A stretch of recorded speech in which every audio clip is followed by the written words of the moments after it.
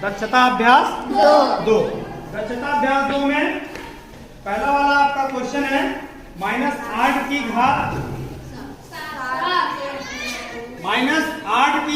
7 को गुणा रूप में लिखिए। सिंपल है, आप पीछे इसको सीख चुके हैं, हल कर लीजिएगा। हल लिखते हैं आप -8 की घात 7। जैसा कि आपको पहले ही बताया गया था, घात का मतलब क्या है, उस संख्या का गुणा उतनी बार जितनी की उसकी घात हो। तो घात यहाँ पर 7 है, किसकी घात 7 है, -8 की। तो -8 को कितनी बार लिखना है गुणा के रूप में, 7 बार लिखना है आपको। कितनी बार लिखना है, 7 बार। गुड। तो -8 गुणा -8 गुणा -8। इसी तरह से आप क्या करेंगे, इसको 7 टाइम आप इसको लिख देंगे, ठीक है ना।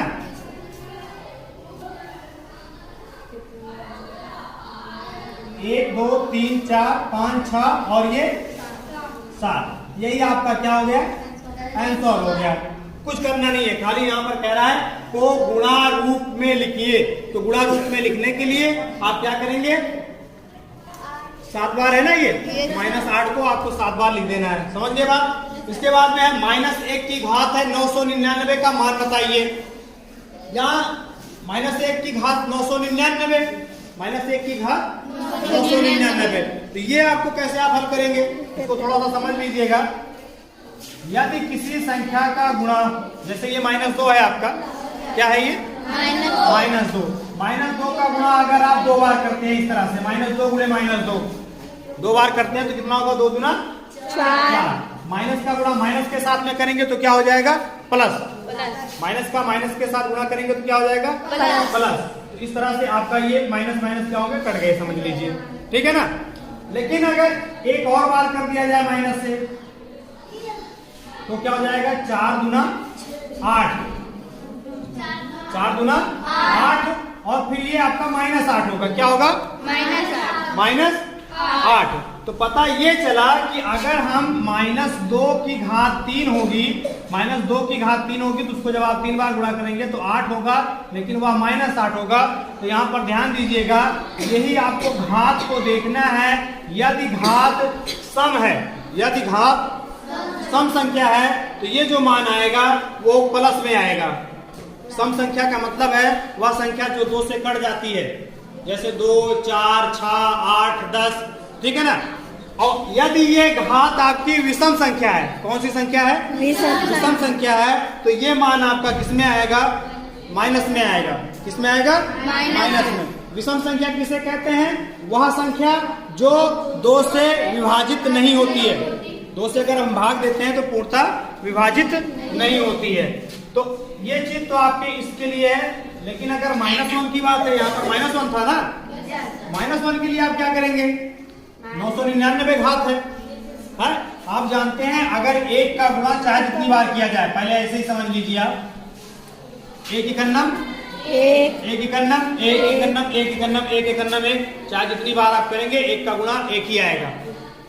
1 का गुणा 1 से आप करते रहिए 1 ही आएगा। तो यहाँ पर है 999 बात करेंगे तब भी तो 1 ही आएगा, तब भी क्या आएगा, तो चाहे जितनी बार करेंगे उसका 1 ही आपका आएगा। -1 यहाँ पे आप लिखते हैं हल, -1 की पावर 999 इक्वल टू -1 हो जाएगा।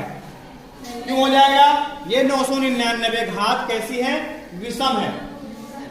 कैसी है, विषम। कैसे जाने विषम है, क्योंकि इसके इकाई स्थान पर 9 है, इसके इकाई स्थान पर 9 है। और जिस संख्या के इकाई स्थान पर 0 2 4 6 8 इन पांचों संख्याओं को छोड़ करके, इन पांचों संख्याओं को छोड़ करके जो कोई भी संख्या होती है वह आपकी विषम संख्या होती है। अब एक इसको आप छोड़ देंगे तो कौन कौन बचा, 1 बचा, 3 बचा, 5 बचा, 7 बचा और 9 बचा। तो इसी में से तो है 9 ना, तो ये है, तो इसका मतलब है कि आपकी ये कैसी संख्या है, विषम संख्या है। जब आप भाग देंगे तो ये पूर्णतः विभाजित नहीं होगी। किससे भाग देंगे, 2 से। समझ में आ गया इसको। माइनस वाले में सीधा सीधा समझ लीजिएगा, अगर किसी ऋणात्मक संख्या की घात विषम संख्या है तो उसका मान भी ऋणात्मक ही आएगा। ठीक, ये तो यहाँ पर -1 की बात थी, 1 की बात है तो 1 तो 1 ही आना ही है। यहाँ पॉइंट ये वाली चीज है कि घात अगर इस तरह से विषम होगा तो माइनस में आएगा और अगर सम होगा तो प्लस में आएगा, बस इतनी सी बात है। यहाँ पर कह रहा है तीसरा वाला क्वेश्चन है 3 की घात 8 गुणे 3 की घात 12 का आधार 3 पर घातीय संकेतन लिखिए। किस पर लिखना है? आधार 3 पर घातीय संकेतन। तो हल हो जाएगा आपका आधार 3 पर, ये तो आपको बताया गया था, यदि आधार समान हो तो क्या है, गुणा में नियम है कि घातें जुड़ जाती हैं। तो इस तरह से आपका हो जाएगा 3 की घात 8 गुणे 3 की घात 12, 3 की घात 12 बराबर हो जाएगा 3 की घात कितना, 8 + 12 1 होगा। Yes sir. इस तरह से आपका हो गया 3 की घात कितनी हो जाएगी जी, 20, 3 की घात 20। अतः आधार 3 पर घातीय संकेतन कितना है, 20 है। अतः आधार 3 पर, अतः आधार 3 पर घातीय संकेतन बराबर, घातीय संकेतन बराबर 20। ये आपका आंसर हो जाएगा क्योंकि इसका घातीय संकेतन कितना है, 20 है। इसी तरह से यहाँ पर भी बताना है का आधार 9 पर घातीय संकेतन बताना है। इसको आप स्वयं हल करिएगा, थोड़ा सा हम बता दे रहे हैं बस, उसमें आप लिख दीजिएगा। भाग में क्या होता है, जब आधार समान होता है तो घातें घट जाती हैं, आधार समान होता है तो घात क्या होती है, घट जाती है। यहाँ पर आपका हो जाएगा 9 की घात 7, भाग का निशान है 9 की घात 3। आगे तो आप कर लेंगे ना, ठीक ना। बाकी इसको लिख दीजिएगा इसी तरह से, आधार 9 पर, ये 3 पर है ना, ऊपर लिखा हो 3 पर है, आधार 3 पर, और यहाँ पर आधार 9 पर क्या लिखेंगे आप, आधार 9 पर घातीय संकेतन बराबर 7 में से 3 घटाएंगे तो कितना होगा, 4 हो जाएगा। ठीक, 8 की घात, ये वही पीछे वाले जितने भी क्वेश्चन है सब उसी तरह से आपको दोहराया जा रहा है, बस जान लीजिए ना।